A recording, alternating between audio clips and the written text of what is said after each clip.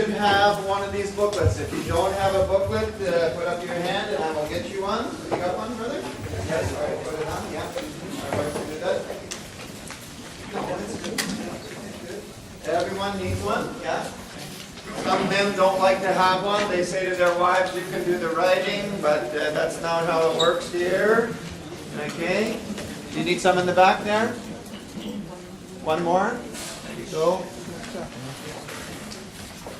Help. Oh, and we got pens too. Wow, we are equipped here. I will put the other one here. We have one here. Can we? It's supposed to be just. Can we request just move one seat so that Rio and Ryan can be there?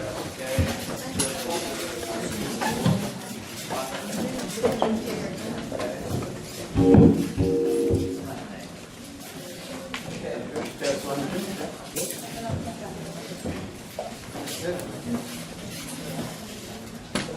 So what was shared last night is very true. There's a lot of people here this morning that were not there last night. I guess work responsibilities and babysitting and everything else. But welcome to all those who weren't there last night. The first thing that I want to say this morning to all of you, those who were there last night and those who are just joining us this morning, is congratulations. Wow, that's pretty good, huh? Starts the day off on the right foot. Congratulations. Well, what for? Congratulations for your presence here at a marriage conference. Your presence shows that you are interested in working on your marriage, in improving your marriage, in growing your marriage. And that's very, very, very important. We're all very, very busy people, and there's, on a Saturday, there's 100 other places where we could be, right?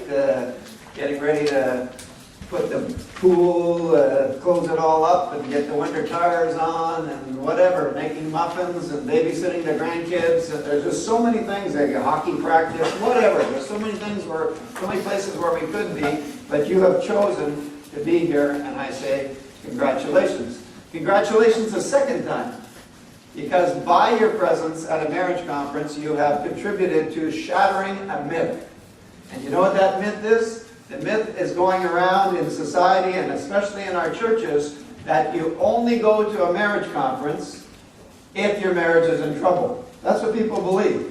And that's a whole bunch of gobbledygook. Okay? I don't know how that translates into your language, but gobbledygook. Okay? It's just de la schnout in French. It's like... It's just so totally false. Like, for instance, if you go to a finance conference to learn how to manage your money and prepare for your retirement, does it mean that you're automatically a financial tata or idiot? No. It just means that you want to learn and improve and do good in that area. It's the same thing for a marriage conference. So congratulations for being here. So many couples say, oh, we're good. We don't need that. No, everything's fine. And we've seen that so much, that attitude, that one church in Montreal, they got very creative, and they advertised our conference with a poster that said, this is the marriage conference for all those who don't need a marriage conference. It was full. Packed house. I thought that was very good. The conference for all those who don't need a conference. We all need a conference to be encouraged, and that's our goal, to encourage you. But we want you to also know that we're going to be covering a lot of material today. We're going to be doing a lot of teaching. And you could maybe feel a little bit overwhelmed, but we want you to be encouraged, okay? What's important is not so much taking notes and filling in all the blanks, but it is taking note of where the Holy Spirit tweaks something in you, and you say, that touches me. Something in me says, that needs to be worked on, and that's what you have to particularly take note of. So just give particular attention to where the Holy Spirit speaks to you, and if there's 3 or 4 principles that you retain that you want to take away from this conference and put into practice, that's great. Okay, so we're going to start off where we started off yesterday with foundational principles. So there are 6 foundational principles that we are going to look at. Now, as soon as you hear that word, foundational, the word foundation is in there, right? Foundation. Now guys, I have to make a confession right up front here, okay? I heard last night that there were a lot of hard-working men in this room, a lot of very handy men, okay?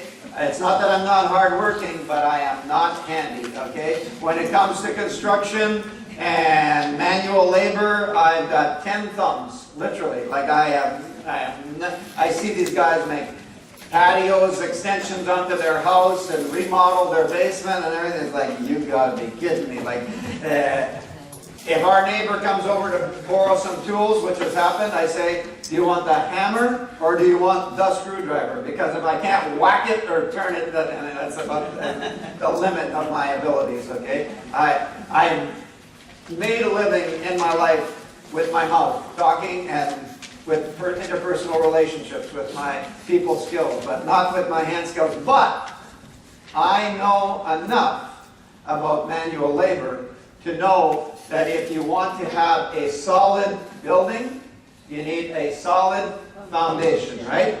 A man much wiser than me said that 2,000 years ago, right? His name was Jesus. And he said, the wise man built his house on the rock, and the fool built his house on the sand.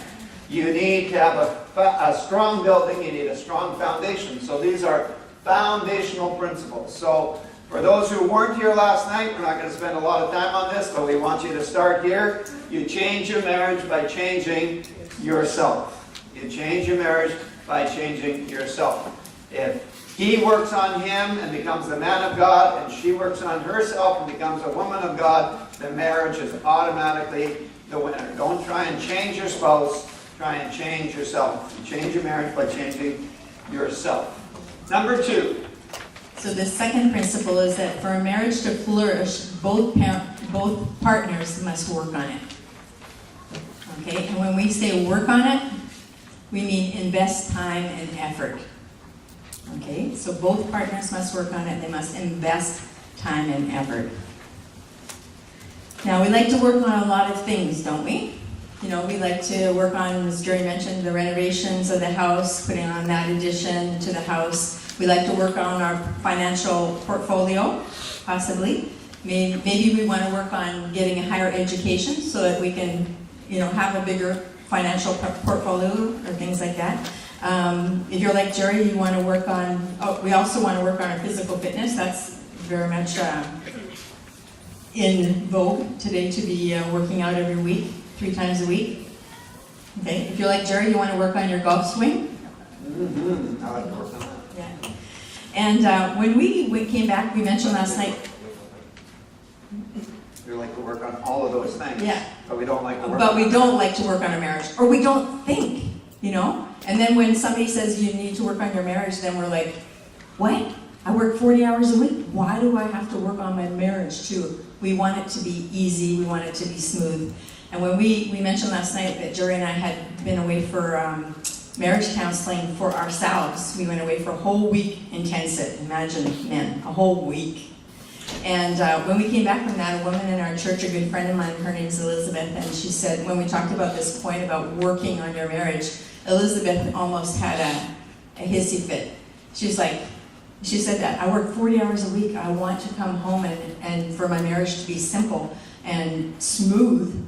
And she said, I want it to be like a good, comfortable pair of slippers, you know, that you just slip on and you're really comfortable.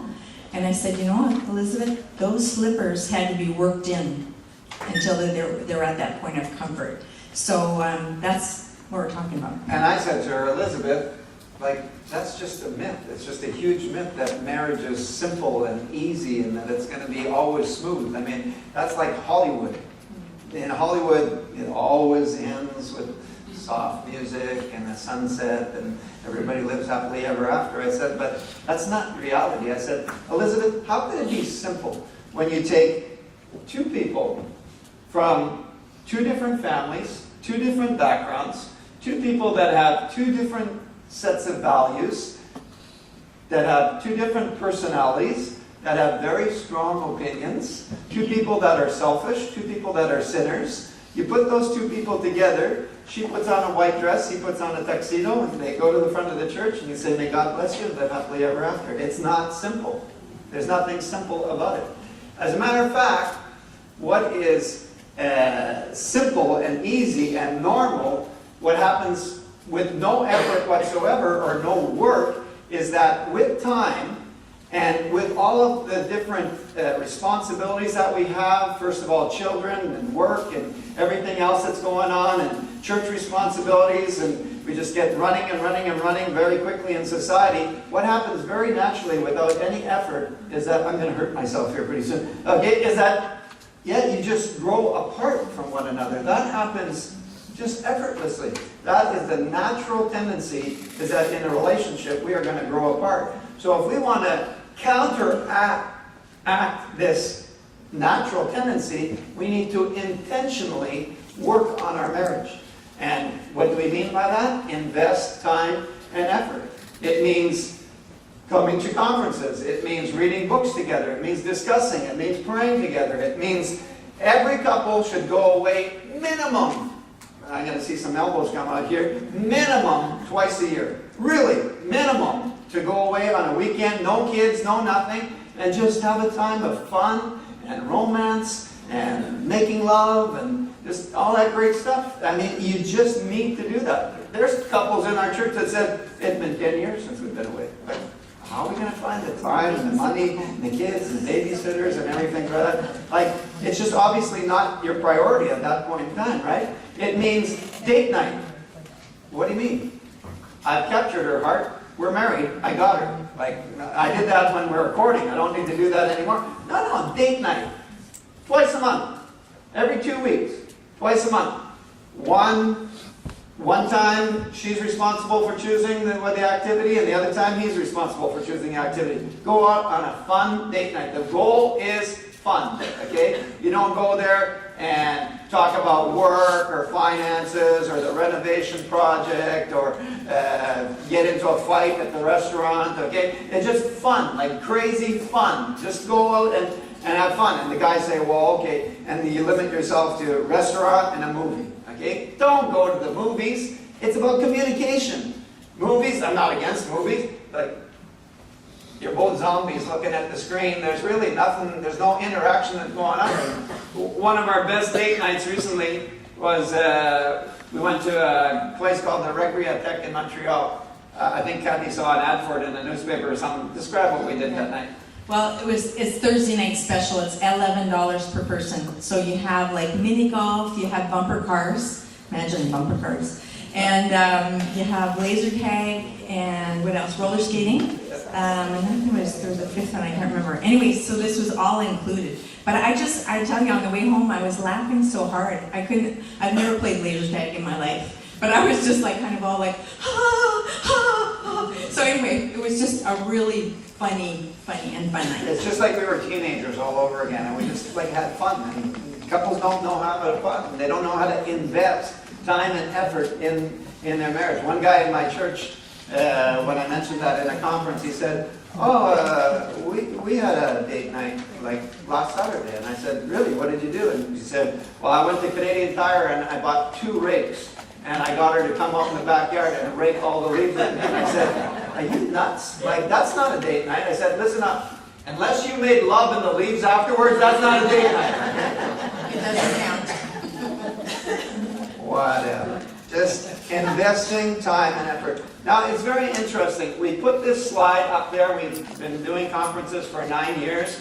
And a number of years ago, we've been talking about this over and over again, the necessity of working on our marriage, to invest willingly time and effort into our marriage. And speakers and pastors, they love when they have a point and then they find an illustration to illustrate it. Now, I think you've already caught the notion, but it was unbelievable. About 2 or 3 years ago, somebody sent me a little article off of the internet that perfectly illustrates that in nature, this is true as well. That naturally we just drift apart. They did an experiment a couple of years ago where what they did was they took 2 metal canisters and they wrote inside of those canisters, if you find this, please contact us at such and such coordinates. And then they took those 2 canisters, they got in a boat, and they went out off of the coast of Nova Scotia into the Atlantic Ocean. And they took those 2 canisters and they dropped them into the Atlantic Ocean a couple of inches apart, right beside one another. And then they were going to let the ocean currents just push them and see what happened. That was the experiment that they were going to do. Do you know what happened? 2 months later, they found one of those canisters off the coast of South Africa and the other one off the coast of Costa Rica. Now, if you are not strong in geography, let me tell you that that is very, very, very far apart. South Africa and Costa Rica. The ocean currents just push them like that. And it's a perfect illustration of what can happen in our marriages if we let the currents of busyness, of a secular society that is anti-God and anti-marriage, and of all kinds of other currents just push us apart. That's what's going to happen. We need to volitionally and willingly counteract that by working on our marriage. I don't know if any of you are familiar with the book by Gary Thomas called The Sacred Marriage. Anybody familiar with that book? Anyways, he has a quote in that book that says, "A great marriage isn't something that you find, but it's something that you make through hard work." Okay? And here's a slide that summarizes that thought as well, that Kathy will read for you. Yeah. Oh, it's not up there, dear. Ooh. It's Okay. old. It just basically says the same thing, that marriages do not naturally, you just don't stay together. With time, they atrophy and you need to work on it. And then you have to pump new energy into it. So that's what you're doing by this conference. Number 3. No marriage can flourish without forgiveness. No marriage can flourish without forgiveness. Here's a very sad but true statement that tends to amaze people and baffle them, but it really shouldn't. Okay, you ready for it? The people that we hurt the most in our life are those that are closest to us and that we love the deepest. Right? I mean, it sounds very profound, but really when you stop and think about it, it's very, very simple. The people that we hurt the most, offend the most in our life are the people who are closest to us and that we love the most. Kathy is the person that I have hurt the most and the deepest in this life by far. I mean, do you want to test that? We can test that very quickly this morning, okay? We'll do it. It'll take about 10 seconds, okay? Put your hand up, raise it way up in the air so that everybody can see. If you are in conflict right now, if you are in a kick them out, drag them out tension with the lady that sells pants at Walmart or with the kid that sells the newspaper at the local store. Nobody. Because you don't have a relationship with those people, right? You just walk in and you say, yeah, 32 waist, black pants, and you don't have a relationship. But those who are closest to us, that we live in close proximity to and rub shoulders on a day-to-day basis, those are the people that we offend the most. In marriage, we are going to offend one another and hurt one another. And please don't poll for us this morning, "Oh no, Pastor Jerry, 43 years of marriage and we've never fought." Really? You must have a pretty boring marriage. Like, you're both vanilla. Like you are like totally, like there's no passion in there. It's impossible. If we are passionate people with opinions and we're going to quarrel. We're going to have some disagreements, okay? It's funny because a couple came to us for marriage counseling, a younger couple from our church. We love both of these young people. We adopted them in our hearts as our own children. This is a guy that I discipled when I arrived at the church as a pastor. He was 17 years of age. I took him under my wing and I discipled him for a number of years. He became one of our MCs on Sunday morning. He was a man of God. He studied finances. He did his master's in finances and he was single for a number of years, and finally he found a gal and they were going to get married. They were both about 25 or 26 and they came to us for marriage counseling. We were in about the third session and I said to Kathy, "I'm going to throw him a curveball at the beginning of the session. Watch this." And she said, "Okay." I said, "Just follow me." So at the very beginning of the session I said, "So to begin our session today, we would like you to explain to us a situation that happened during your courtship, during your dating, up until your engagement here, where you had a fight, we want you to tell us what the subject was, what you were fighting about, and how you resolved that tension between you. They looked at each other. They batted their eyes in angelic form. They looked back at us. They looked back at each other, batting their eyes again. And then they opened their mouths, and in synchronization, almost like a perfect choir, they said, We don't fight. And I said, really? Then I won't marry you. And they were like, what? And I was like, 1/4 joking and 3/4 serious, okay? And I said, that's bad news, okay? If you've never had a fight and you've never resolved the tension, because in marriage, we are going to offend one another. It is inevitable. You cannot go 10, 15, 20, 40, 50, 60 years without having any differences or any conflicts or any tension. It's impossible. We are going to, living in close proximity to one another, have those times. And if you don't know how to solve that and work through that, then you're in big trouble. And when I said that, all of a sudden they looked at each other, and she said, oh, I remember that time at Christmas when we went to your parents. That oh, we and were 2 weeks ago in the parking lot at the paint store, there was that time, and then all of a sudden there was all these, but they thought that the politically correct answer in front of a pastoral couple was to say, we don't fight, okay? Like, sorry, but like, it's just not true. And so because we are going to have these tensions, and because we are going to offend one another, we also need to learn how to forgive. No marriage can flourish without forgiveness.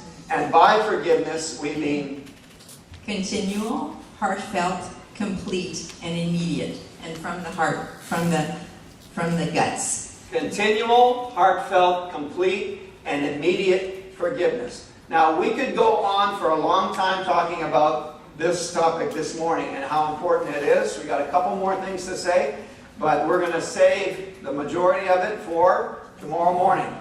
Tomorrow morning here at the church, I will be preaching on this topic, and so we don't need to go to say a lot more about it. But what I can say in conclusion is that every week in this country, every week, every day, literally, with the statistics that we're hearing, that the divorce rate is at over 50%. Every day, every week in this country, lawyers and judges are putting down their gavels and saying, okay, we grant you the divorce, the marriage is annulled, whatever, and they write out the papers, the divorce papers, and they get them to sign. And at the bottom of the paper, where you need to write the reason for the divorce, in 98% of the cases, they always write the same words. Do you know what's written on those papers?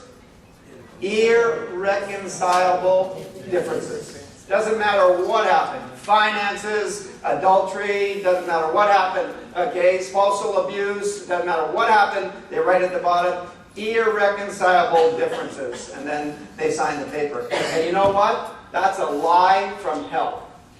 The number one reason for divorces in this country is not irreconcilable differences. The number one reason for divorces is unforgiveness. Because we're not willing to forgive. Because we're going to hurt one another. And we need to learn how to forgive and to move on. And that's really, that was the key to our story in the sense when we went away for therapy and we spent that week.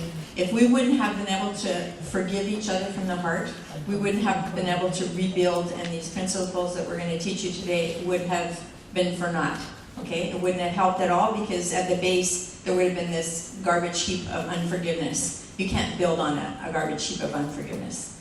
So, I don't want to ruin tomorrow's message, but just realize that there's a very big difference of forgiving from the head and forgiving from your guts, okay? That's a very, very big difference. We have become experts in churches of forgiving from the neck up. We forgive with our head and say, oh yeah, I forgive you. But the pain is still there. And if the pain is still there, you have not forgiven. And so forgiveness is absolutely crucial. we had a couple at our church that came, another couple from our church that came to see us after our therapy, and they walked in, and basically the woman said, he's the problem. He said, she's the problem. But the man was able to recognize that he had his contributions to the crisis in their marriage, to the failure of their marriage. He was willing to forgive. He wanted to forgive. But she said, he's the problem. She stuck to it. She didn't want to forgive him. And then we said, we can't help you. If you don't do this step, then building is going to be for naught. It will definitely be building on the sand.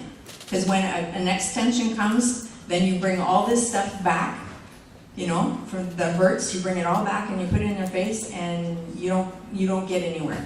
So for 4 years, basically, Jerry, I have never seen a couple been in our house for counseling for such a short period. It was like wintertime, you take off the coats, give each other a kiss, you sit down, you do the introduction, you talk about forgiveness or whatever. I think they were there for maybe maximum a half an hour. And then we gave them their coats, we said, you know, we come back when you're willing to work on this particular thing. And it was 4 years, but good news today is that they're now back together, because they left our house, they separated, they were 4 years not together. And after 4 years, I think she realized that she had her part in things. She was willing to forgive him and accept her own contributions. And now they're in leadership in our church once again. So if you don't forgive, those things pile up and pile up. We have couples that come and sit on our couch. Okay. By the way, I forgot to say last night that when they sit on our couch for therapy, they sit one at one end of the couch and one at the other end of the couch, like all the time. It's like we could almost like drive a truck through. Like they are so far sitting away from each other. Okay, that's how much the tension is. And then we hear people crying. And recently, a couple said to us, they'd been married for I think 32 years, and she said, like, I can't believe how he proposed to me. Like, it was so not romantic and not my expectations. And she was going on and on about this. And by the way, parentheses, okay, we are not professional counselors, okay? We do not have credentials. We never went to school. We don't have letters after our name. And that's probably a good thing, because I'm not afraid to lose my license. I can say anything I want, right? So I said to you, are you serious right now, man? That was 32 years ago. Get over it, okay, and forgive. Forgive, and please move on, okay? But the hurts that we hear are deep, and people have kept these. And as I say, oh yeah, I forgave him intellectually, but the pain is still there. I'm going to explain it all tomorrow morning, okay? Ruth Bell has this quote. She says, a great marriage is the union of two great forgivers. A great marriage for the union of two great forgivers. So the fourth principle is that marriage equals us and not two me's. Okay? Marriage equals us and not two me's.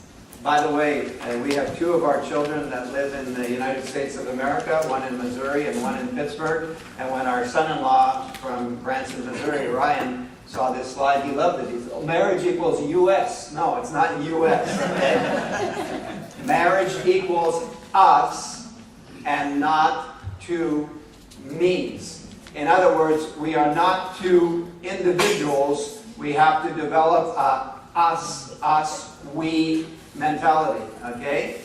Listen up, folks. Okay? It might be, you can say it's your shirt, or it's your purse, okay? You can say every once in a while there's language for personalized, but it is our son and our daughter, okay? Now, I'm not going to point any fingers right now, but, okay? Last night, as you were sharing, okay, I was listening intently, okay, and watching, okay? And you don't know how many of you said, my son.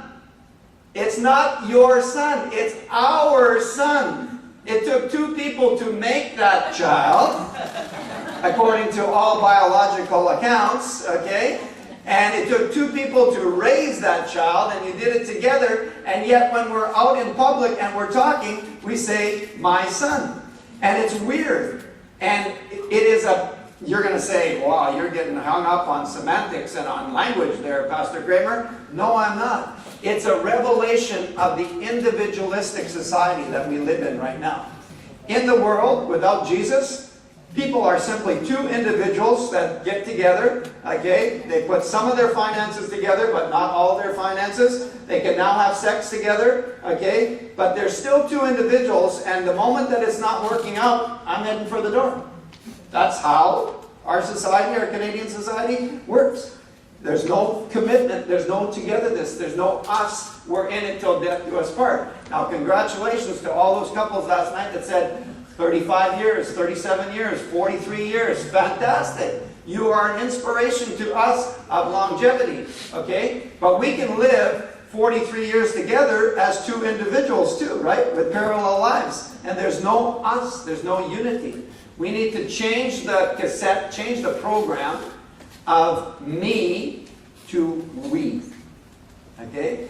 And it might be a little thing, but it's it reveals very clearly this societal tendency that we should come back in the church of saying, my son. It's not your son. It gets to the point that it's so weird, okay, that I'm going off on a tangent here. Larry and Lori, the couple that did our counseling, they are a blended family. So Larry was married previously, divorced. He had 2 children in that first marriage. Then he remarried Lori, and they didn't have any children together. So when they're talking, they say, our children. And Lori is not the biological mother of those children, but they always say, our children. But people who have been married together for all the time say, my son. And so when he says, my son, I go, you're not the mother? And he goes, well, of course I am. Well, then why are you saying my son? We got invited for lunch just recently, a couple months ago, to a couple from our church. He's in the worship team. He's the guitar player. We love this brother. He's one of my closest brothers in the church, okay? Love this guy. He's a gregarious guy, a fun-loving guy. And they said, well, we know that you have responsibilities after, so we'll head back in our car and get the lunch ready, and you can follow in 10 or 15 minutes. They said, sure. So we pull up, we park in the driveway, we go in, we go through the front door. They're both waiting for us on the bottom step, and she says, welcome to my house. My she home. says, welcome to my home. And so I say to him, you don't live here? And he goes, what are you, nuts? Like, what were you smoking on the way over? Like, did you get in an accident? You have a concussion? Like, of course I live here. Why are you saying that? And I said, well, it's her house. And he said, no, it's not. And I've lived here for, like, what are you talking about? And I said, she just said, welcome to my home. No, welcome to our home. Our home. Okay? Boy, Pastor Kramer's, and I'm like a shot out of the cannon this morning, okay? We got invited about 4 years ago to be conference speakers at a camp in northern Quebec, about 2 hours north of Montreal, for a whole week long marriage conference, okay? As Kathy said before, guys, not just a Saturday, okay? A whole week, okay? Monday, Tuesday, Wednesday, Thursday, Friday, with workshops and all that stuff, okay? A whole week of teaching on marriage.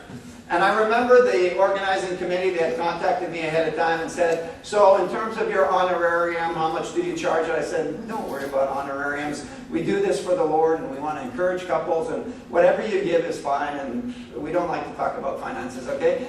But we got there, and on the first day, just a little bit like last night, okay, we saw all these people saying, okay, my son, and my daughter, and my this, and my that, okay?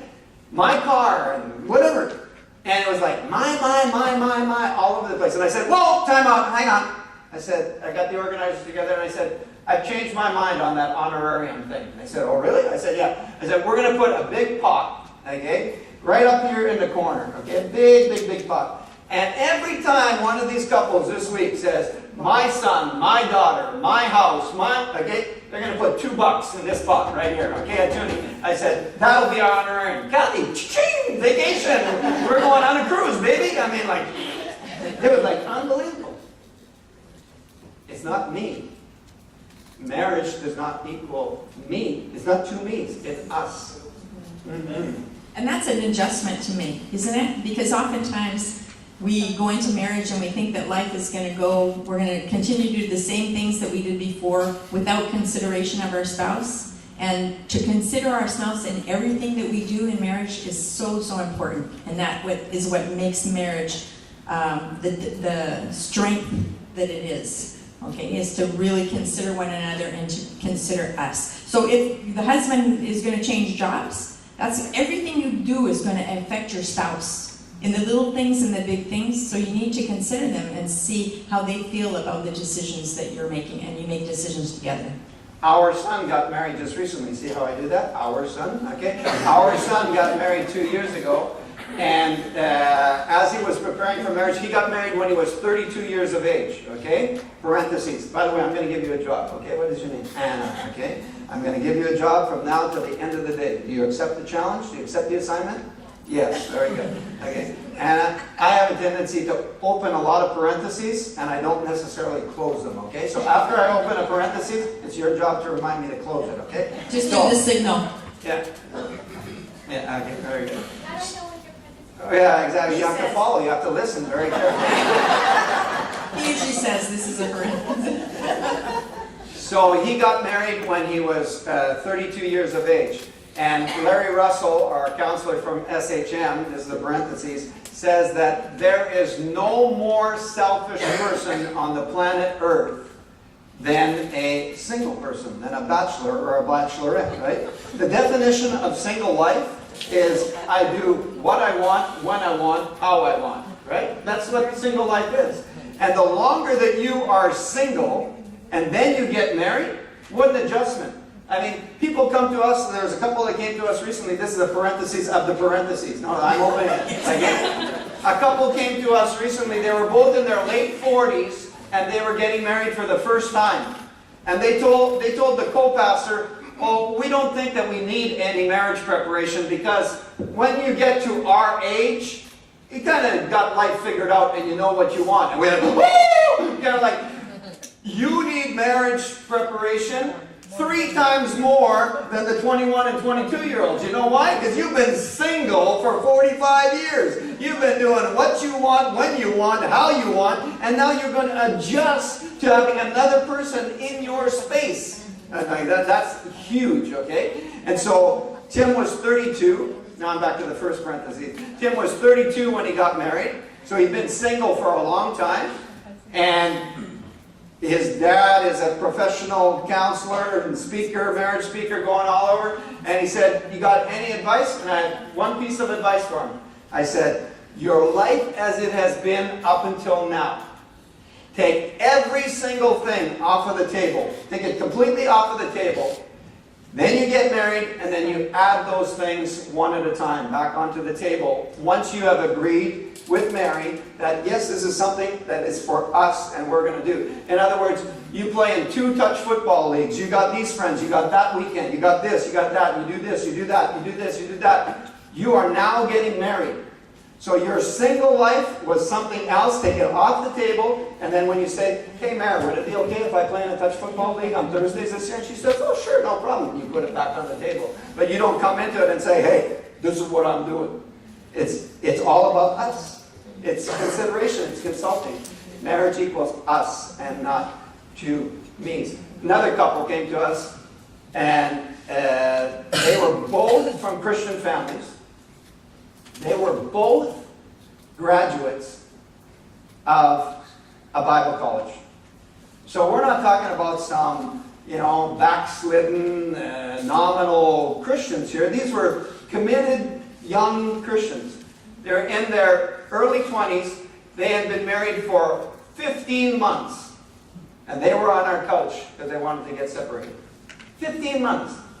We said, "Well, what seems to be the problem?" She started crying. The tears were flowing. And she said, "Well, I'll describe our life, basically. Every Friday and every Saturday, he comes home with his buddies from work, and they take their supper that I've worked hard to cook, and they go off into the other room, and they play video games together. Every Friday and Saturday night, they wolf down there, and they play video games from 6 o'clock till 2 o'clock in the morning. And I sit there by myself." And I looked at this guy and I said, "Are you serious?" And he said, "What?" And no kidding, I wanted to slap him, okay? The Holy Spirit, okay? It says lay hands, but it doesn't say where to lay hands. I was going to lay hands on him. I said, "Holy Spirit, hold my arm back." I said, "Are you serious? What's the problem?" The problem is, that is the lifestyle, okay, of a single person. Then I stopped myself and I said, "No, wait a minute. That's the lifestyle of a 6-year-old, okay? You are now married, and you have to take into consideration at all times." And for him in his head, he said, "Life is going to continue as it was before with all my buddies and the video games and everything like that. And now I'm going to be able to have sex legitimately with this woman, and God's going to smile on it, and that's marriage." Kind of like, no, that's not marriage, okay? Another thing that we want to warn you about that's a danger is that there can be people that are for you, but that are not for your couple. In French, we say pour vous, et pas, pour toi, et non pas pour vous. It explains itself, but in English, it's not so punchy. But it's just, in our situation, I'll give you an example, okay? In our situation, my father thought I was the best thing since sliced bread. My mother had 3 children, and she married my father, and I was the product of my mother, that second marriage, okay? So I'm from a blended family, but I'm raised as an only child. Anyways, so all that to say is that I'm my father's only child. My mother's got 4 children, but my father only has 1, right? So I am the best thing since sliced bread, you know? And so then Jerry comes along, and he's pretty hard on Jerry. He's pretty critical. You're probably going to hear more about that on Sunday morning, but and the forgiveness talk. But yeah, so my father, if I would share with my father anything negative about Jerry or whatever, well then it was just like, you know, he was all for me, but he wasn't for us. And when we were previously to going for counseling, I said to my father at one point, "I cannot talk to you anymore about us because you are not for us. You're for me, but you're not for us." And so there can be dangerous people out there that are a threat to the us of your marriage. Those people can be a coworker that you share with that maybe, you know, from before you got married, somebody, and they're having trouble in their marriage, and you share with them how you're having trouble, and you share. It's a wrong way to go, okay? Because in office settings today, if you share with somebody how things are not going here, you know what they're going to say? "Leave the jerk." Yeah. Like, get out of it. Like, you deserve better than that, so leave. We need to surround ourselves with people who are for us, who have us mentality, a we mentality. We need that. Like-minded Christians who are for marriage and who are going to encourage you and are going to encourage you to persevere and remember your vows and forgive and all that. We need to surround ourselves because these other people are very, very, very dangerous. So this point is all about changing the program from a me mentality to a we or an us mentality. Very, very, very important. And we work very hard to, when couples come to see us, we say, "We are not for you, the husband. We are not for you, the wife. We are for your couple and for your children, for your whole family entity." Okay? Because if you guys do well, you're going to give a good model to your children. You're going to be able to pass that down, and that's a good thing. Pastor Ted Cunningham, a speaker from Branson, Missouri, who we like to listen to on marriage, has this quote. I love it. It says, "Every marriage is a duet." Where's our singer this morning? You got a beautiful voice, sister. I love singing with you. Listen to me over here. I'm trying to do harmony with you. Every marriage is a duet that is badly in need of great backup singers. Every marriage is a duet that is badly in need of great backup singers. We need to surround ourselves with people who are for us. Okay? Very good. Number 5. Your perspective of a situation is not the whole picture, okay? Nor necessarily accurate. It is simply your perspective, okay? So your perspective of a situation is not the whole picture, nor necessarily accurate. It is simply your perspective. And your husband or wife has their perspective, right? Your perspective of a situation is not the whole picture, nor necessarily accurate. It is simply your perspective. When we're counseling, we stress and we underline this principle at all times to people. As a matter of fact, we've coined and copyrighted our own little phrase about this. And this is how it goes. We look at life through our own glasses. Okay? And you know what? That's the only way that we can look at life. And so we tell couples that when they come for counseling and they're sitting down, one at one end and one at the other end, during this process, as we're talking this through and hashing this out and making some progress, okay, there are going to be a number of times when she's going to say something and you're going to be sitting on the couch there, sir, and you're going to be saying, that's not true.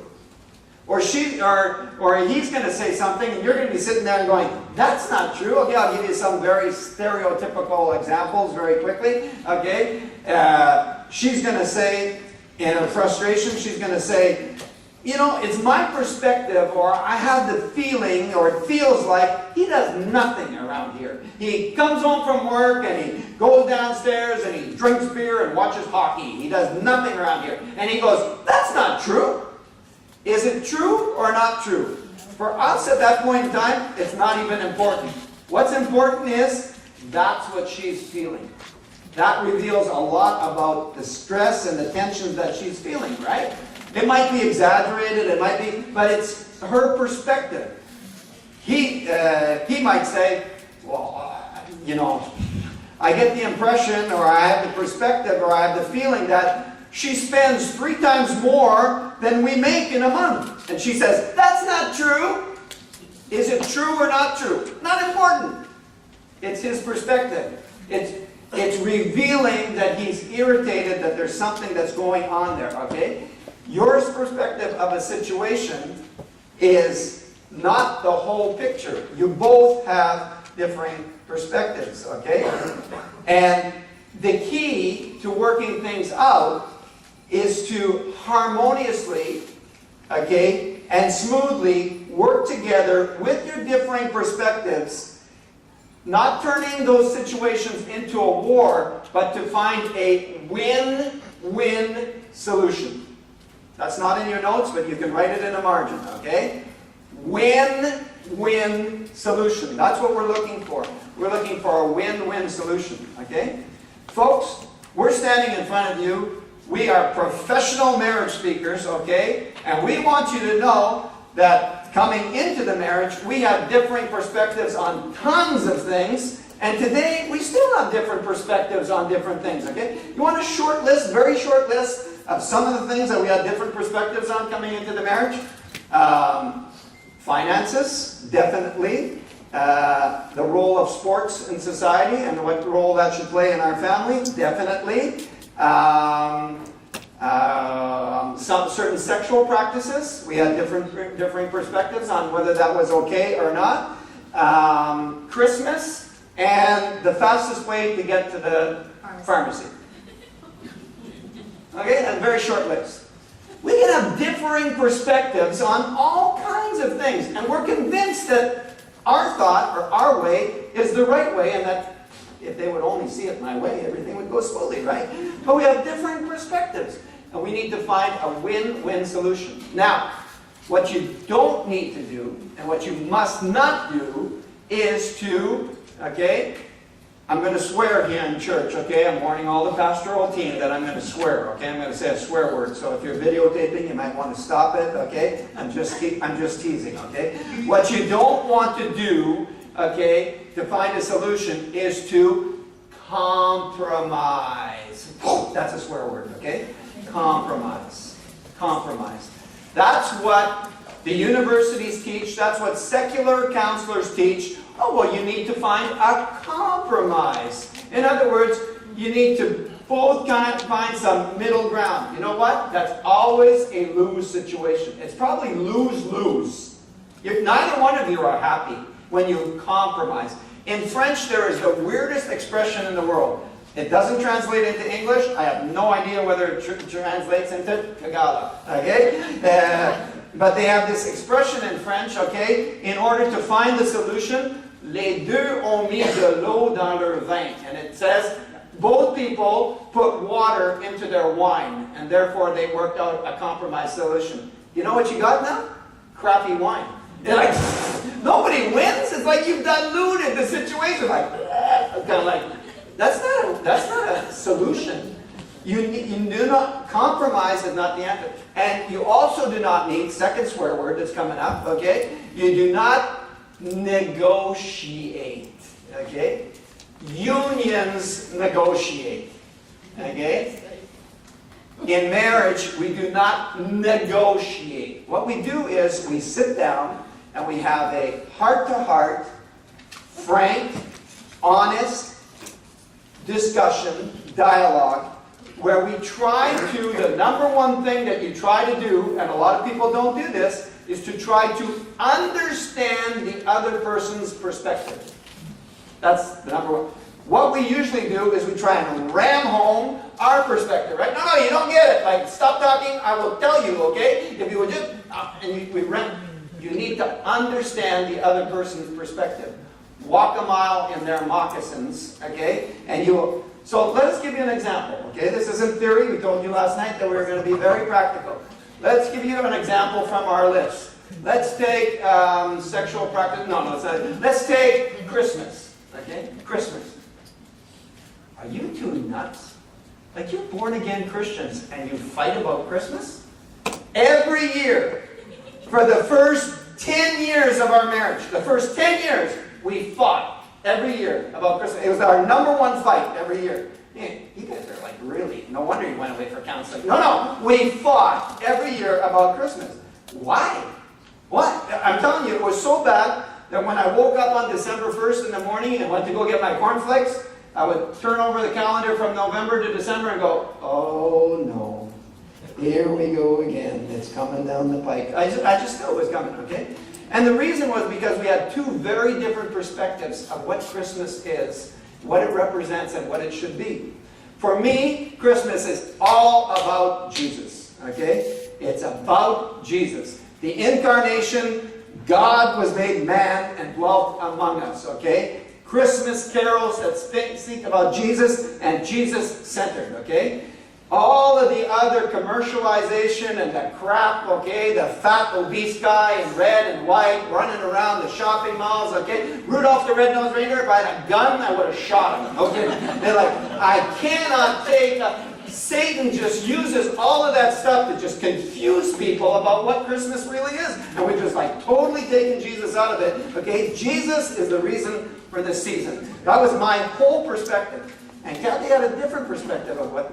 Well, what we did share is that, yes, Christmas is about Jesus. But it's also a time where the kids are out of school and you can spend more time as a family and you can create some fun memories. And it's a fun time of year, to spend as a family and having meals together. I'm sure you guys get that, eh? A big family meal together and playing games and having fun together. So creating good memories, that was very important. So for Kathy, Christmas was family.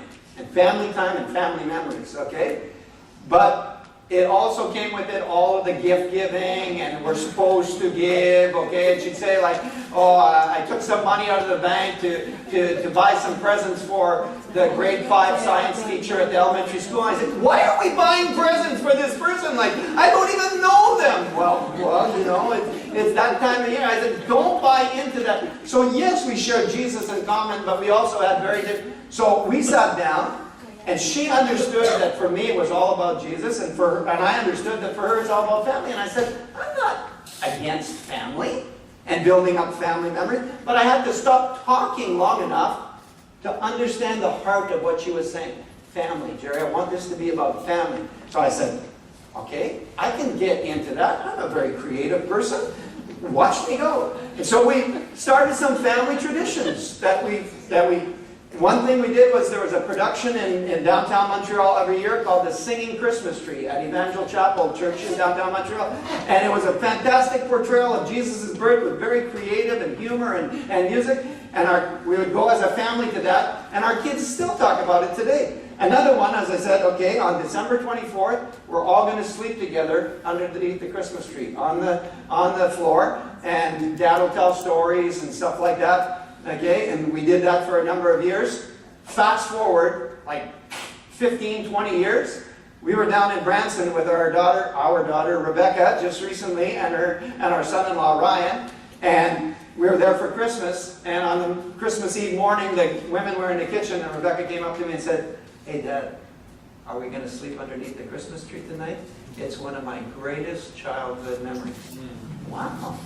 So we learned how to take that situation, understand each other's perspective, and come to a win-win solution. Okay? Not compromise. It takes a lot of brainstorming to find that win-win solution, and sometimes people get a little bit tired because you have to think a lot. It's not something automatically what one person wants or the other person wants. You have to brainstorm to really think, okay, the sky is blue, like what are some possibilities here, and to find the win-win solution. Because, you know, you can take pretty well any situation, if you want to, that comes up in your relationship and turn that into a fight. If you want to. You can. Okay? I'll give you a real crazy example of something that happened a couple of 3-4 years ago in our relationship, and it could have turned into a massive fight, okay? If we're not careful and understand the other person's perspective. Kathy woke up one morning, okay? It's like literally 8:15 in the morning, we're eating our eggs and toast, and she starts crying. Oh no, not tears again. Like, what do we do with tears? Like, am I talking here menstruation, menopause? Is there another M? Like, what is going on here? Like no reason, just like start crying. Like, did you get a phone call during the night and one of your parents died? Like, it's 8:15 and she's crying. Like, and I say, hey, what's up, honey? And she says to me, Well, I'm sad because Rebecca has moved to the States, and you know that's like 25 hours driving. It's like it's far, and then or else you have to take a plane. It's like I'm just sad. I'm gonna miss her. and I could respond to that by saying, what is your problem, dear? Like, you got bad theology. Like, don't you know that God gave us that little bundle of joy for a certain number of years, and our job was to raise them up into independence and then to say, fly, birdie, fly. Like, you know, and if I do that, I'm not understanding her perspective, right, of the situation. And she could turn around and say, Oh, I could turn around and say, you know, are you a hard-hearted father or what? You know, you don't even care that she's moved away? You're not going to miss her? and then I could say, you're just a blubbering bowl of Jell-O every morning, and you know, tears. You get the picture. It could probably go downhill real fast. Understand each other's perspective, okay? And understand that your perspective is not the whole picture. Marriage is not about being right. Marriage is about working together. You're going to say, I told you that you were going to get to know the Kramers, eh? On Wednesday at about 10 o'clock of our week of therapy, so we're now 2 days into it, I'm arguing about something that Larry and Lori are trying to get across to us, and doing it as politely as I can, but saying, you know, and ramming home my point. And Larry says to me, Jerry, I got a real revelation for you. And I said, what's that? And he said, marriage is not about being right. And I said, it's not? Seriously. I grew up in a home where the number one value was being right. The number one value was not loving God or honoring your neighbor or serving your country or help. The number one value was being right. You know that a lot of people come into marriage with that mentality? Like, I need to be right. It's almost like we're wearing t-shirts underneath and, oh, I'm right, yay, for a change. Like, and then all the jokes are about she's always right, he's always right. It's not funny. Because it leads to fights and it leads to divorce. It's not about being right. It's about working together harmoniously, understanding the other's perspective, and finding win-win solutions. Number 6, and finally.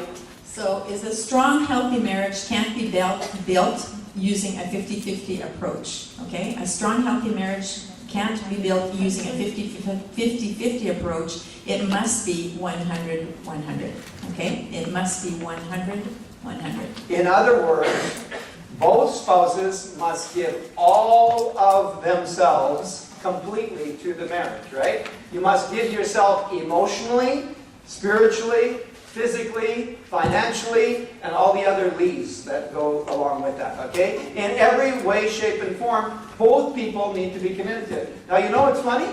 if I point to secular counseling again, in the world, in society right now, there's a very popular thing that in order for marriage to work, it needs to be 50-50. Have you ever heard that expression? I mean, even in the churches sometimes we say it. Oh, because it needs to be 50-50. 50-50 will never work. Never. We will show you exactly what 50-50 will do. It's a guarantee, okay, that 50-50 will cause a continual and eternal tug of war in your relationship. 50-50, you'll be forever going, right, she doesn't do nothing around here. He doesn't pick out the garbage. I want the garbage. He doesn't iron his shirts. 50-50, you will always be comparing of how much do I do and how much does she do and I do more and she doesn't do. That's always going to happen. In 100-100, you're not even focused on the other person. You're concerned about yourself. Of how can I give all of myself and make this marriage better? And that comes back right to the beginning, right? About you change your marriage by changing yourself. So you're going to take your first workshop right now. We're not going to stand up. We're not going to go anywhere. Right here. You're going to take 3 or 4 minutes. You see in your workshop right here at the bottom. Okay? But before you go to there, okay, you're going to turn to your spouse and take 1 minute to share with them which one of these 6 principles has touched you the most, okay? And then you think, maybe we might have some work to do in our relationship in that area, okay? Take about 3 or 4 minutes to talk about it. Go ahead.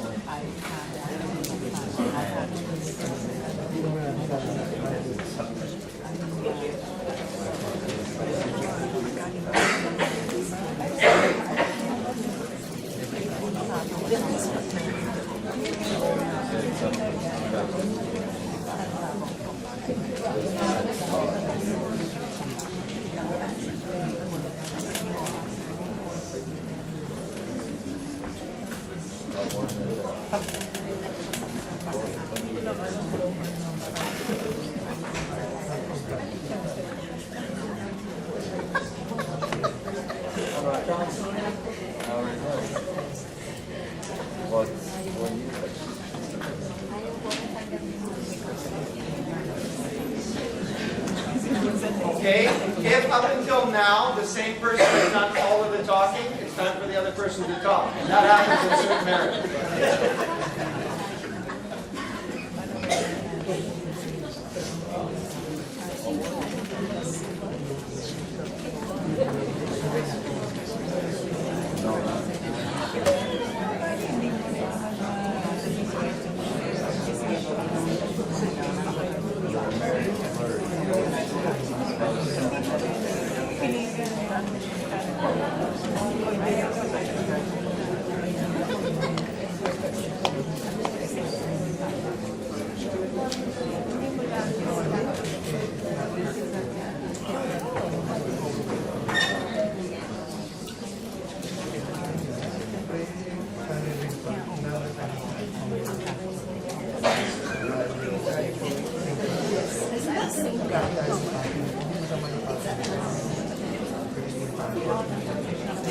Okay, now what you need to do, and this is one of the most important parts of the weekend, the most important, is at the bottom of the page where it says application point, okay?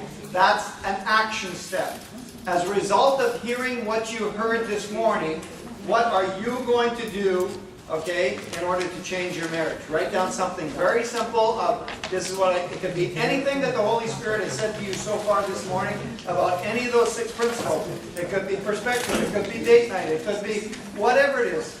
Just write down something, because the Word of God is very clear that says, don't just hear the Word, but be doers of the Word, right? So write down your action point of what you're going to do as a result of this weekend.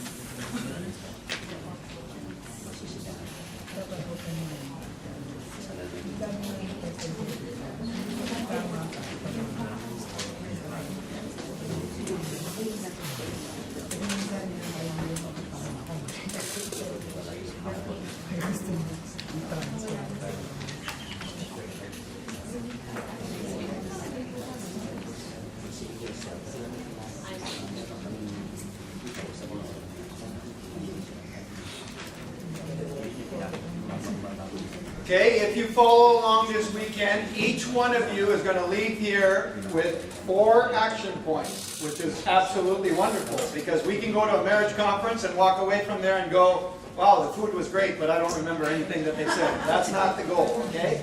4 action points in each one of the sections, okay? Final word, and just on a lighter note, okay, about point number 4, about marriage equals us and not 2 me's. In our marriage, there was only one exception to that rule, okay? It was her dog, okay, and not my dog. That is very clear. When she said, can we get a dog? I said, you can get a dog. I'm not walking him, I'm not picking up the poop, I ain't doing nothing. If you want to, so it was her dog, that was the only exception. Okay? So, we are now into the section about priorities, but I have an announcement first of all, okay? There's a basket up here at the front, and all of you have gotten this little 3x5 card, okay? There's going to be a time this afternoon for questions and answers. If you have a question about something that we've taught, or something that we haven't addressed that pertains to marriage, it could be sexuality, which we're not going to talk about a lot up front here today, but it could be anything to do with marriage, okay? And you feel maybe too shy, or it's maybe a little bit too personal to ask in front of the whole group. If you want to, write this down, okay? You don't need to put your name on it. You can write a question. Just put it in the basket up here, and Kathy and I will look at those and try and answer them, okay? So, like I say, you don't need to put your name. You can put a name if you want. Put somebody else's name.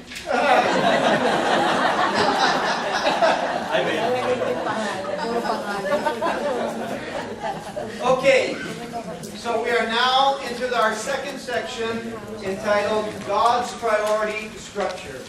God's Priority Structure. You are going to be doing an exercise for this. You are going to be starting with an exercise. So go to an empty sheet. Go to the back cover. Go to the back cover or the sheet that says notes, wherever you want, where you got some room to write, okay? And this is an individual exercise, not done as couples. I want every person here in the room to do it on their own, okay? I am going to give you 1 minute, okay? That is not very long, 1 minute. I will do the metric conversion for you of that. 60 seconds, okay? Now we're going to give you 60 seconds to do this exercise. We are going to ask you to write down what is your priority structure in your life. In other words, when the alarm clock goes off on Monday morning and you jump out of bed and you attack the week, okay? How do you try to order your life? What is the most important? What is the structure? How do you make your decisions? What is your priority structure? What's number 1 in my life, 2, 3, 4, in terms of importance? Go ahead. You've got 60 seconds.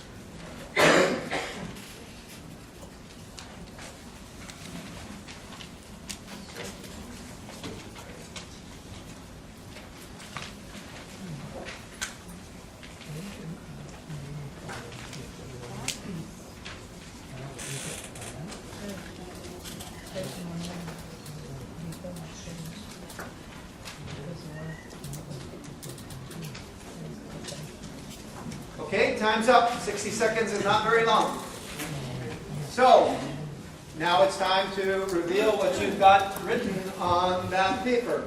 My wife's going to turn me on here in a different way. There you go. What have you written down on that paper? Is there a brave person that wants to tell us what they wrote down as their number one answer for the number one priority in life? What have you written? Respect. No sex? That's not the right answer this morning, I'd say. Number one, prayer or my relationship with God, okay? Just my relationship with God. God should be number one in my life, okay? Jesus said in the Gospel of Matthew, you shall love the Lord your God with all your heart, with all your soul, with all your strength, with all your mind. Love the Lord your God. In other words, make God number one. Jesus never said, go to church and be a good person. Jesus never said, read your Bible every morning and pray. You can do all of those things as the Pharisees did and still not have a passionate, heartfelt relationship with God. Okay? Relationship with God, number one. Number two should be Our marriage. our marriage is our number two priority. Okay? Some of the guys are elbowing their wife right now and going, look at that, honey, I got both of the first two answers right. And like, ooh, look at me, I'm hot today. All right. Very good, okay?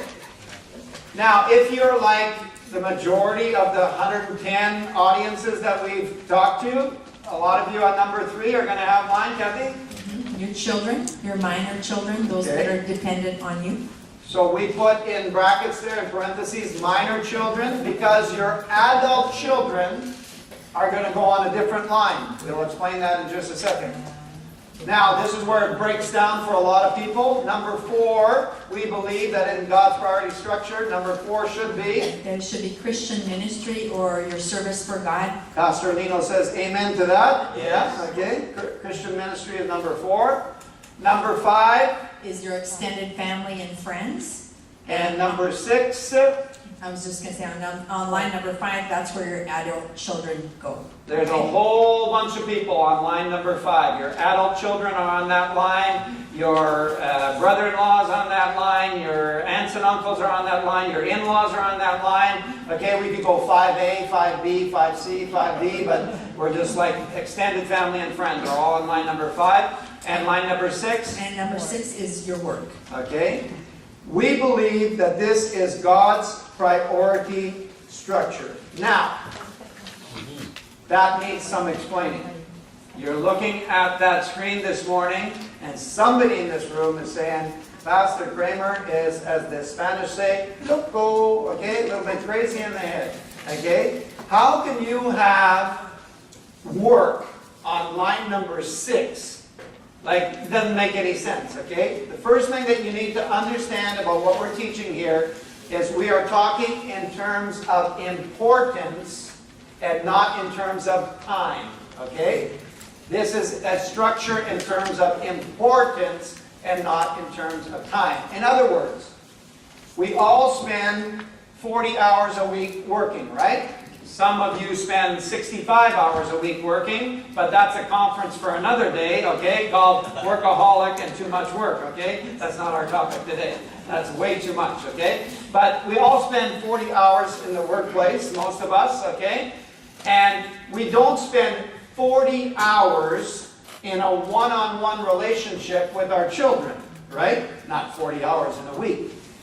But if you are at work, and the phone rings, and the school calls and says, hello, sir, Johnny fell on his head in phys ed class today. He split open his head. He's bleeding. He needs to go to the hospital for stitches. What do? You leave work, and you go and get Johnny, because Johnny is a higher priority than your work, okay? We're not talking in terms of time. We're talking in terms of importance. That's the number one thing. The number two thing is, it doesn't matter what you believe between your ears or what you say with your lips is your priorities. Your real priority structure is what you give your time and your attention to. In other words, A lot of people could write this down and say, oh yeah, that looks really good in theory, right? But if that's not what we do, then that's not our priorities. In other words, if when that alarm clock rings on Monday morning at 6:30 and you jump out of bed, if I'm in your bedroom there with a camera and I'm going to film your life, that's pretty freaky, I thought right there, but we won't go there, okay? But I'm going to film your life for the whole week. Everywhere you go, I'm going to go and I'm going to film your life for 1 week. When we watch the film together at the end of the week, the film will clearly reveal what your priorities are. No matter what you say with your lips or believe between your ears, it's what we give our time and attention to, which is our priorities, right? So a lot of people say, oh yeah, that's my priorities in their head, but that's not it at all. Now, we, as you said, counsel couples, and nobody comes to us to say, oh yeah, everything's going great. They come to us to say, hey, we're fighting and we're going to separate and we think we're on our last legs and this is our last chance. And we often start by teaching them about God's priority structure. And in 10 years of counseling, we have never, did I say never? Never. Public speakers are trained very clearly to not use words like never and always, and to use different words, okay? Never, never, never. We have never once had a couple come to us and we say, oh really, you're on the verge of separation and everything's upside down, and then we explain this priority structure and they say to us, oh yeah, we're living according to those priorities, but our marriage is still broken. Never. Every time that your priorities get out of whack, your marriage gets out of whack. On the second day of counseling, Yeah. They said that if you do not live according to the God's priority structure for a period of 72 hours or 3 days, that something's going to be out of whack. Okay? Actually, You're what heading they- for trouble. actually what they said was, your marriage is going to tilt. Okay? In French we say débalancé. They said out of whack or upside down or chaotic, but what they actually said was something inside of you in your marriage is going to tilt. It's going to get unbalanced, okay? And when they said tilt, I don't know if this is going to communicate with the Filipino culture, but here I go. Okay? I had a flashback to when I was a teenager and we were growing up and we played pinball. You put 25 cents in and then you play pinball games, and if you shook the machine too much, what happened? Tilt. Game over. And as soon as they said your marriage is going to tilt, that's the image that I had. That game over. And we looked at each other. They said, if you do not live according to these priorities for 72 hours, okay, we know that there's 24-hour periods, flu and all kinds of stuff, and children are sick and hospitals, but if you don't live according to these on a regular basis, your marriage is going to tilt. And when they said that, we looked at each other and said, We looked at each other and we said, boy, it's been 28 years that we've been in this state of tilt. we weren't living according to those priorities. You know what's amazing? I was a pastor. I could teach this. I taught this to other couples. I'd say, hey, this is how your life needs to look. Yeah, you're good. And they go and not live it. We can talk about it or believe it, but if we don't live it, it's not going to change anything, right? And we were not living this. Our priorities were totally out of whack. Completely out of whack. Like, church and Christian ministry for me was way ahead of marriage at that point. So we said, okay, this is the first change that we need to make in our marriage. And we came home from our therapy. You see this little priority structure here? Following this was the first major change that transformed our marriage. We said, we're not just going to talk about this anymore, we're going to do it. So we got these plastified like this, okay? And we hung them up in 3 very important places in our home. Very busy places where you're spending a lot of time. Raise your hand if you know one of the places where we put these up. Raise your hand. You didn't raise your hand, sir. Just a minute. Where's my string?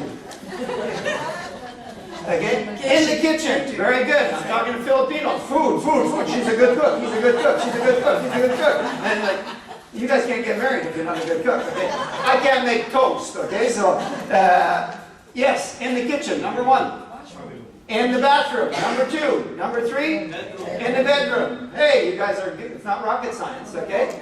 We hung these up on the back of our bed, in the washroom, and on the fridge. No, just those 3 places. And that way we would have them in front of our eyes constantly, and we'd be looking at it. And we decided that every decision that we're going to make is going to be done according to this priority structure, okay? Yes. Now, more explanation. Okay? Relationship with God, number 1. Marriage, number 2. I have a little thing that I coined, and it became a little joke between us that became really funny for us. Maybe you might not not find it funny, but on a regular basis after our therapy, once a day at least, or several times a week, I would go into the kitchen and hug Kathy and say, "I want you to know that you're number 2 in my life, honey." And how did that make you feel? It made me feel great. Somebody said that last night. Oh, it was the pastor's wife, Nina, that said that she really was praying that the person that she would marry would love God more than her. And that was my desire also, because I said, if the person loves God more than me, then I know they're going to love me well.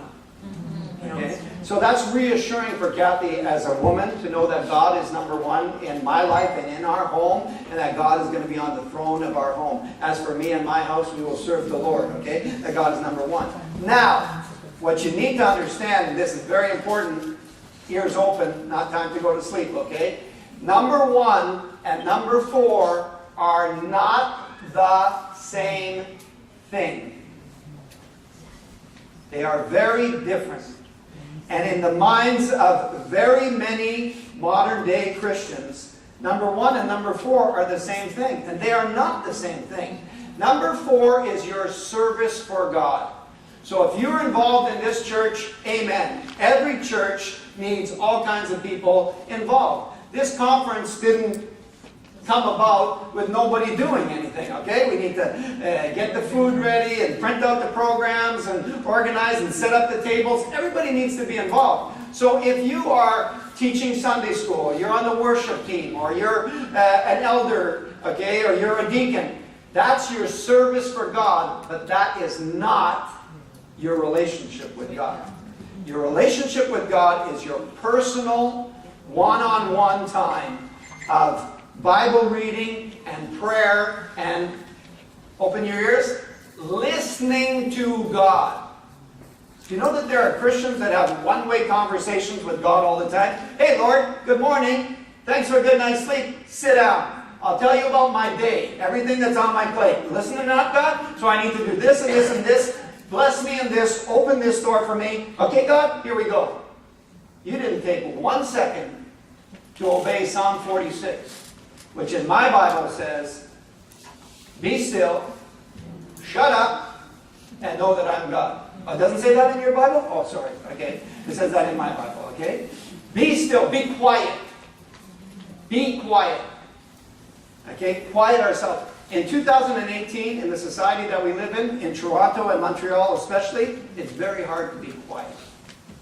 I don't mean not talking, I mean quiet. To still ourselves and to listen to God. That's what number 1 is all about. Number 4 is simply your service. Because if number 1 and number 4 become the same thing, and you are serving, but you're not spending the time with God, and you're not going deep, okay, and the well gets dry, you know what's going to happen? I will tell you what's going to happen.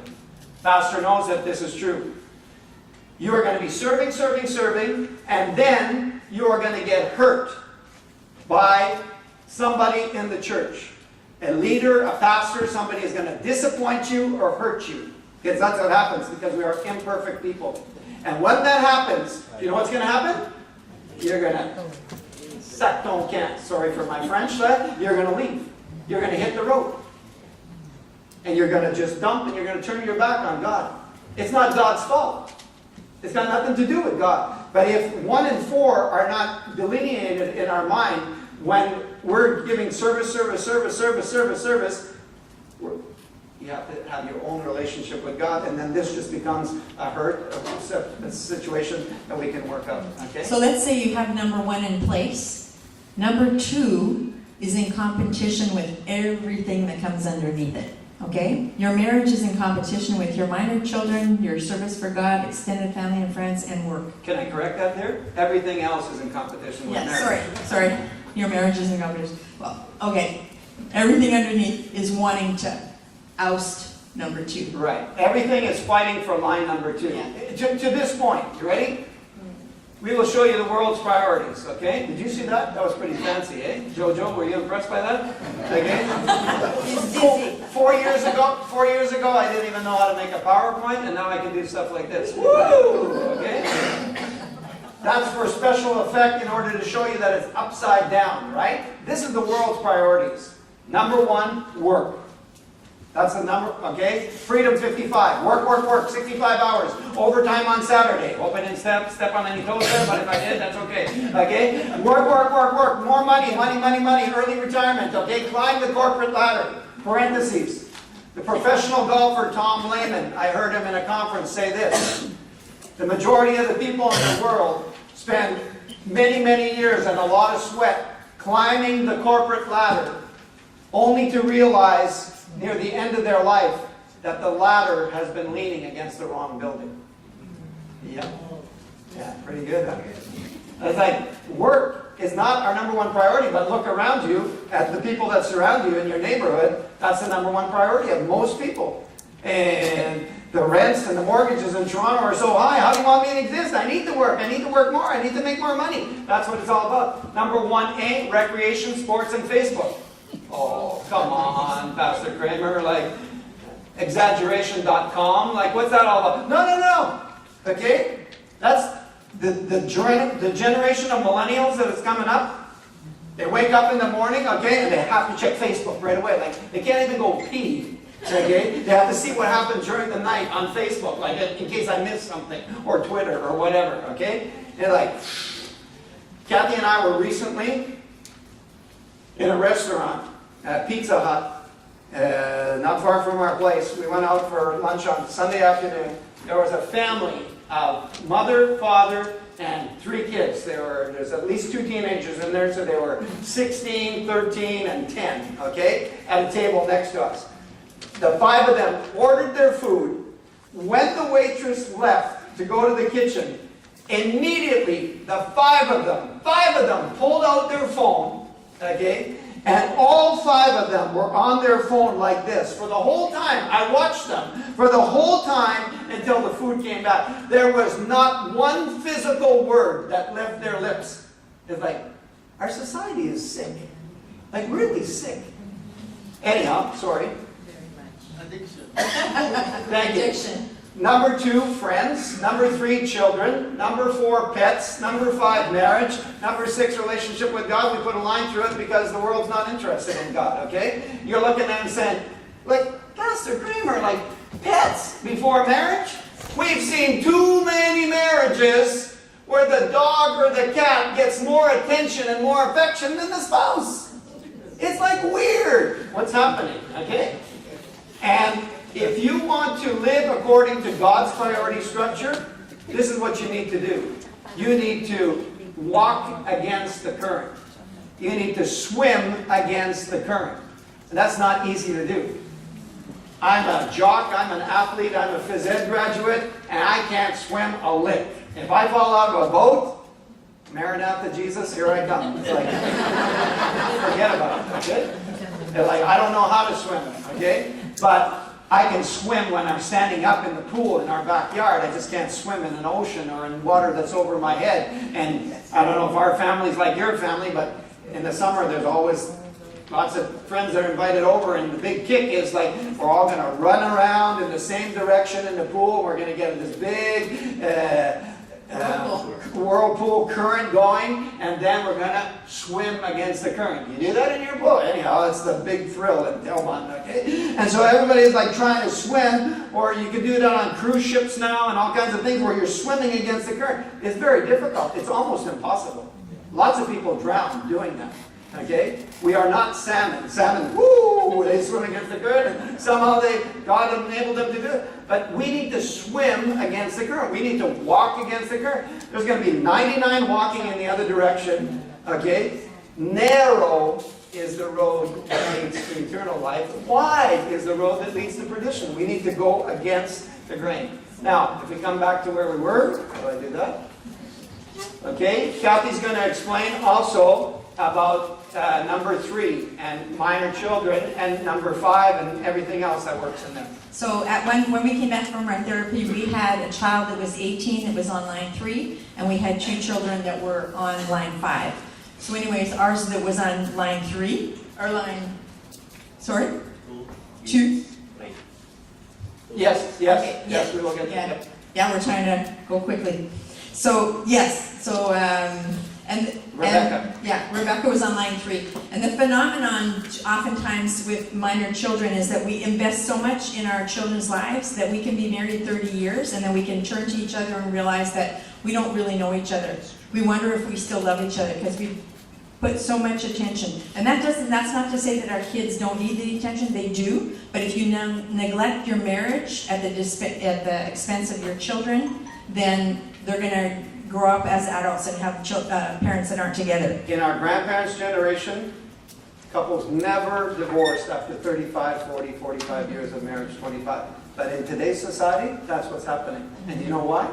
Because the major shift has been, we now invest in children, children, children, children. We give all our time and our energy to children. And like Kathy says, we're strangers. We're not working on this relationship. And then the last child leaves and we look at each other and say, I don't even know you. Like we're total strangers. And so what you need to realize is that this relationship is permanent and the parent-child relationship is temporary.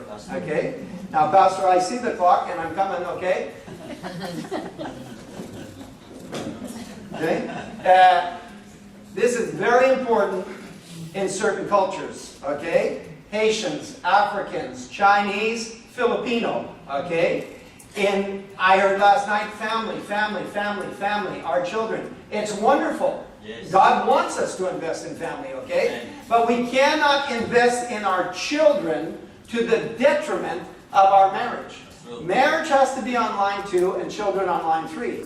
When we gave this conference in Muskoka Woods, a Filipino couple came up to us that had been married for about 15 years, had 3 children, 10, 8, and 6, and they said, that word from God has saved our life. Our marriage is 100% devoted to our children. That's all that we do. We get up in the morning, we both work, we both go to piano lessons, soccer practice, everything, and we don't invest here. God has stopped us in our tracks this weekend. This is a very, very, very important point, okay? So just take a little, actually we can do it after the break. You're going to do another workshop after the break, but this is very, very, very important, okay? 1, 2, 3, 4, 5, and 6, and swimming against the current. Very, very important. I don't know if we have an announcement about the break or no. Let's proceed to the boardroom. I don't think you guys need to know much. Food, break, coffee break, muffins and stuff. It's like you guys are good at that, right? Self-service. There you go. Let's take a good 15-minute break and get up. If you want to go outside and get some oxygen, that would be a good idea too.